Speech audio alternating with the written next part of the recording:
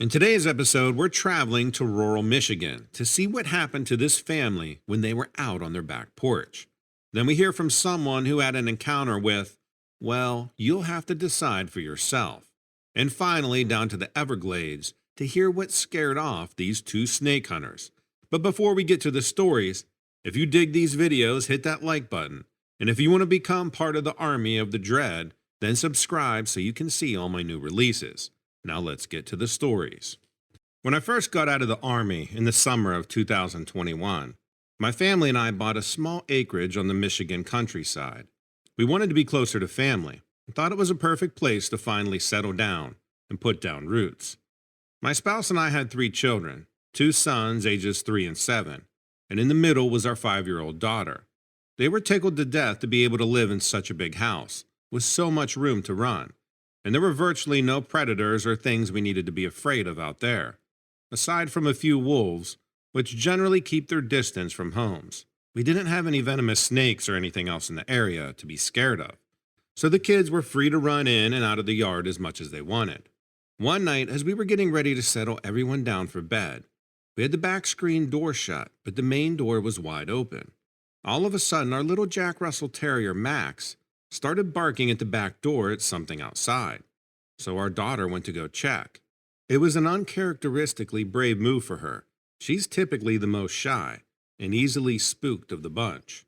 When she got to the back door, she yelled over her shoulder at us to come quick. She could hear wolves howling off in the distance. We stood at the door and listened briefly before I opened the door to usher everyone out onto the porch so we could hear better. They looked at me like I was crazy, but I assured them that as long as we stayed on the porch, we'd be safe. Wolves don't come up to the house. They're probably just howling to find each other, and wouldn't it be fun if we should happen to be able to see one of them crossing the field? We stood out on the porch for a while. The mosquitoes were just about to eat us alive, so I was ready to usher everyone back in when my youngest son suddenly jumped to his feet and pointed off in the distance, yelling, "Look!" When I turned, I couldn't really believe what I was seeing. At the edge of our property, peeking out of the trees, there was a large glowing pair of eyes that seemed to be intently watching us. My oldest son seemed a little afraid and asked me what it was, but I couldn't really say for sure. I'd never seen anything like it. I told the kids to stay put on the porch and I'd go take a look. My wife yelled at me not to be stupid, but by this time I was already committed to the task. I slowly walked off the porch, making my way closer to this glowing set of eyes. As I got closer, I began to make out the pupils and the hair growing around them, but I was only more confused. Whatever it was back behind those trees was at least as tall as me, and was capable of squinting and raising its brow in an almost human-like way. I got about 20 feet from it, and I still couldn't make out any more than the upper part of its face, but that was enough. I decided I wasn't going to get any closer and turned to head back. Turning my back to it was a mistake, though. As soon as I did, the thing came bounding out of the trees, pushing me to the ground with this heavy growl. I could hear my family on the porch screaming in terror as they watched this thing pin me face first into the dirt. I managed to yell for my wife to take the kids inside, and by the time I was able to look over again, they were all gone, and the window blinds drawn. I guess that was done so the kids couldn't see me. Although my wife and I still joke about how easy it was for them to just go in and leave me out there alone to fight this thing. I have no doubt in my mind that this was some type of human-wolf hybrid. I don't know, a werewolf maybe? The way it moved was very human, but the rest of it was purely dog. Smelled like a dog too. As soon as it knocked me down, it just took off into the woods. It didn't attack me or anything. I don't know, maybe it was just marking its territory. We eventually ended up moving out of that house. There's no way I'm having my kids around that thing.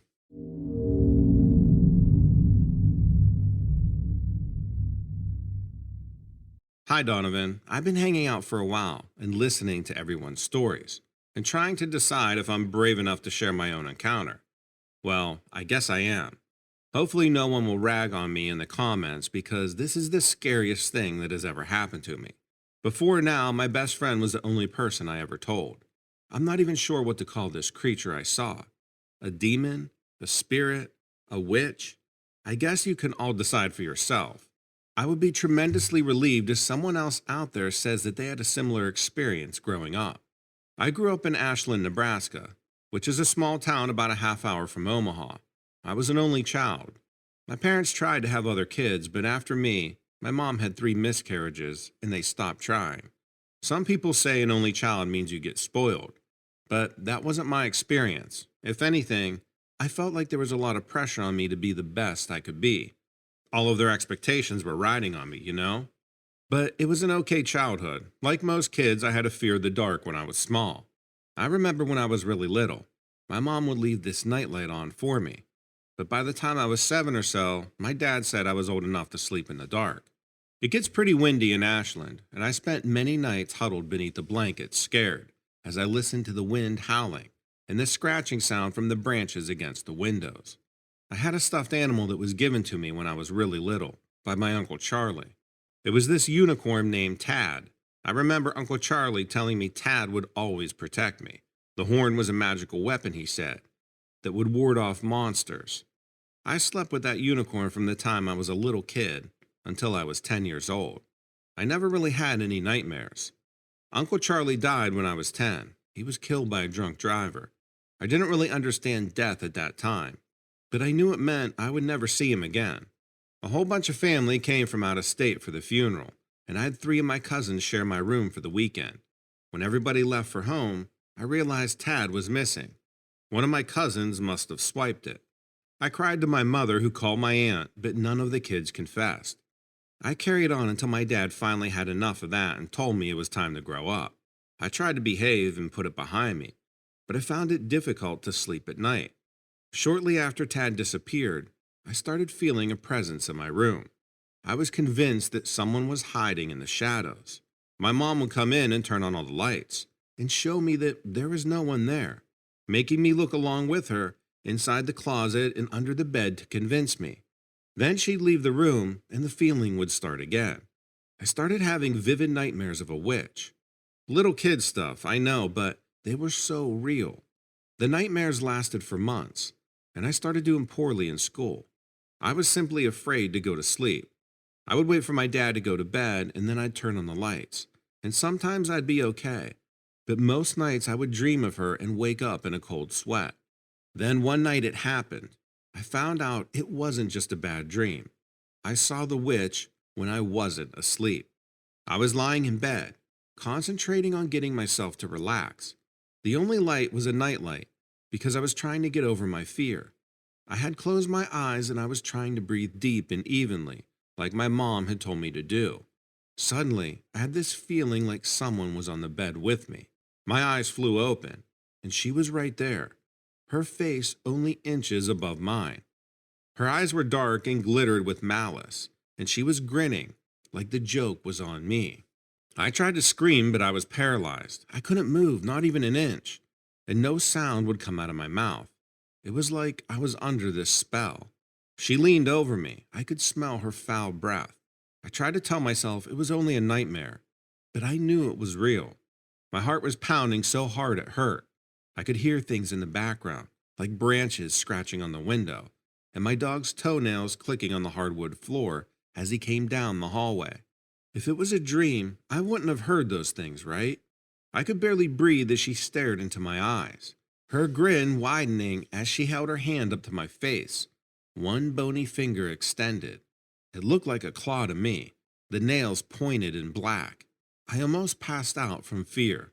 She lowered her finger to the side of my neck and pressed the nail to my skin, with a wet-sounding chuckle rumbling in her throat.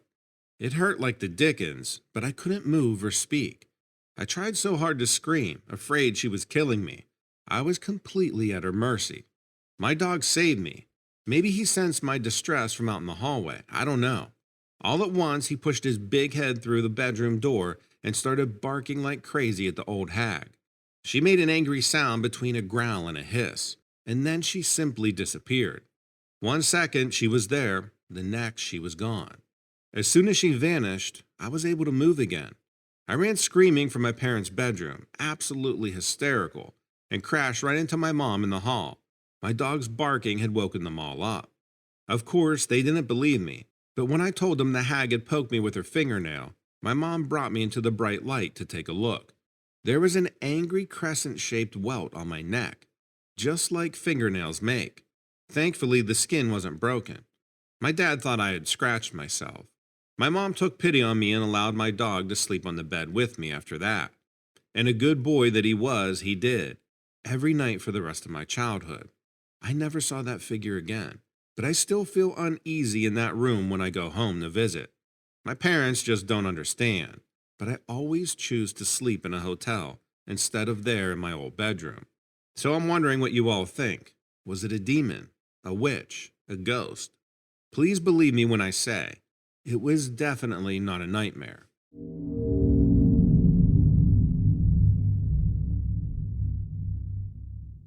I'm telling you this because I figure you're the only person who will believe me. It sounds like a joke, but my winter job is shooting snakes in the Everglades in Florida. In summer, I do jobs up north like lead horse trail rides in the mountains. So in Florida, we capture and euthanize Burmese pythons. They're the worst. They're an invasive species and totally screwing up the ecosystem down there, and a female can lay over 100 eggs a year. Actually, a recent female was captured with over 120 eggs inside of her, which set a new record. This is official, by the way, and we're paid by the foot to keep these invaders at bay. The cash prizes can even be up to $2,500. So the day this happened, me and my coworker Jake got going early. I drove the SUV to the spot we'd staked out the day before. It was at the edge of the Everglades National Park. But there's nothing out there except for marsh grass, and you can see a long way since it's so flat. Sometimes there's trees, but mostly it's just grass and scrub. Then it'll get swampy and there's a river that runs through there. There was a lot of fog that morning, and we figured we wouldn't be able to find much until it lifted. We parked, and since we had some time to kill, we drank the rest of our coffee and just talked about our strategy. A lot of times one of us will just drive the SUV while the other one walks. We'll take turns and we'll signal when either of us sees a snake. We flipped a coin that day, and I was going to be the one walking first. Anyway, we got tired of waiting for the fog to lift, so we decided to start out a bit. It was still a little dark, but I got a flashlight, so I grabbed it and we got out. I walked along that dirt road for a long time and saw nothing, so eventually I got back in the SUV and we just rode around. But we couldn't see much because the fog wasn't lifting. So finally, we both got out. We just started walking through the grass, staring down at the ground, searching for any signs of snakes. After a while, eventually we saw a big piece of snake skin in the grass. It was a huge shed, a python skin for sure. We walked away, we figured the snake had gone, and after a while, we saw it in the grass. There was no mistaking that python pattern in the grass, tan and dark brown. You can't miss it when you've seen as many snakes as we have. I gave Jake our signal, 2 fingers in a V. We quickly slipped on our leather gloves. I jumped toward the pattern moving through the grass and looked for its head. You want to grab the snake right under the head so it can't bite you. I've still been bit plenty of times though. I grabbed and got a grip of that fat sucker right under its head. Perfect. Jake grabbed it too, and he got out the big bag to put it in. You're not allowed to just shoot them right there, because they gotta be killed humanely. We bag them and get them shot in the head later. That snake must have been 10 feet long once we stretched it out. We were yelling and whooping. We were so happy we finally found one. But just when we got that snake under control enough to wrestle it into the bag, I heard a hiss. Python hisses are really creepy with a distinctive sound. This was worse though. The noise was so loud that it drowned out any noise of any other bugs and birds, which is saying a lot because they are plenty loud in the Everglades, especially in the morning. But the worst part about that noise, that hiss, is that it wasn't coming from the snake. It was coming from behind us. What the heck is that? Jake yelled. Nothing, I said, hoping I was right. Get that snake in the bag, I said. But before we could successfully bag that sucker, I heard something else, like a person or a really big animal crashing through the grass and brush. And then Jake screamed and dropped his end of the snake. I looked up from the snake, and this thing was standing there. I don't know what it was, but it was big, like bigger than me and Jake. I don't know how it snuck up on us. Maybe it crawled through the grass on all fours, blending in with the darkness, and then got up. It was black with these yellow eyes and this lizard face, but it had a body like a human, or at least human shaped. It started toward us and opened its mouth. I've never seen teeth that sharp and that big. They were like alligator teeth. Man, we needed the money, but we dropped that snake and ran. We got back to the SUV and I asked Jake what we'd seen. He shook his head, like he couldn't talk, but just shaking his head back and forth. So I don't know exactly what we saw. Was it a man, a reptile, an alien, or was it even some creature made up of all three? There is really no way to tell, but for sure it wasn't something most people even believe exists. I know it does. I still hear that hiss in my sleep. And even though I don't know what that thing was, I know it was evil. I could tell that. And so, because you'll ask, yes, I've been out in the glade since, but no, I haven't seen it again. I think that happened to us because we were just at the wrong place on the wrong day. Let me know what you think about these stories in the comments below. Also, make sure to check out dreadsarmy.com, where you'll find all of my stories and multiple strange and weird news posted every single day. If you want to be part of the discussion, check out the forums on Dread's Army. We also have a Facebook group so you don't miss out on any updates. Thanks and take care.